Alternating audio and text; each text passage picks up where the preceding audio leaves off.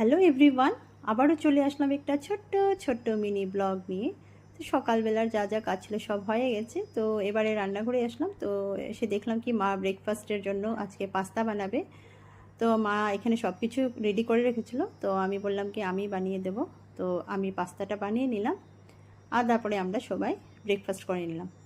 আর তারপরে এখানে দুপুরে রান্নার জন্য মা বলছিল আজকে এখানে চাল কুমড়ো কেটে রেখেছিলো আর মুগ ডালটাও ভিজিয়ে রেখেছিলো। তো মা বলছিল এখানে চাল কুমড়ো দিয়ে মুগ ডাল দিয়ে তারপরে একটু ঘন্ট বানাতে।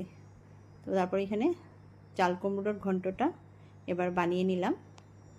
আর খেতে কিন্তু ভালোই লাগে, মুগ ডাল দিয়েও সবসময় তো চচ্চড়ি খাওয়া হয়, আর তার জন্য মা বলছিল একটু ঘন্ট বানাতে। এবার হয়ে গেছে চাল কুমড়োর ঘন্ট। আর এদিকে বানাবো একটু ডিম কষা। তো ডিম কষারও সব কিছু রেডি করা রাখা আছে, কারণ আমার শাশুড়ি মা তো আবার ফলি মাছ খাবে না। ফলি মাছ ছিল, তো আমরা কালকে খাইনি বলে তরকারিটা ছিল, আমার ননদ খেয়ে নেবো। তো মা বলছিল ডিমের কারিটা বানিয়ে নাও। আর এখানে বোয়াল মাছ ছিল অল্প, তো মা বলছিল বোয়াল মাছ দিয়ে একটু চচ্চড়ি বানিয়ে নিতে।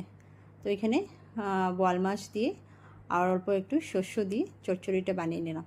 তো আজকে রান্নাটা এখানে কমপ্লিট হয়ে গেছে। আর যেহেতু মানে কালকে মঙ্গলবার আমাদের নিরামিষ থাকে, তো তার জন্য একটু রান্নাঘরকে একটু ভালো করে ডিপ ক্লিন করি। তো উইকের মধ্যে একটু ভালো করে সব কিছুকে মোছামুছি করি। তো এখানে রান্নাঘরটা ক্লিন করে নিচ্ছি।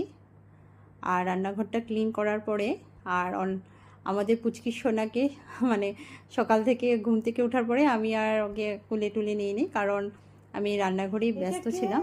আর রান্নাটা তারপরে আবারও ঘুমিয়ে গেছে স্নান টান করে, তো আবার উঠেছে। তো ওর মা আমাকে বলছে এসে নাও, তো উঠে গেছে, তারপরে ওকে নিলাম।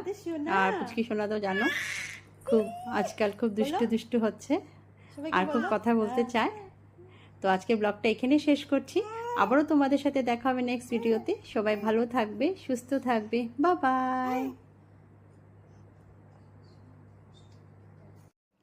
কই মামাম, কই দেখে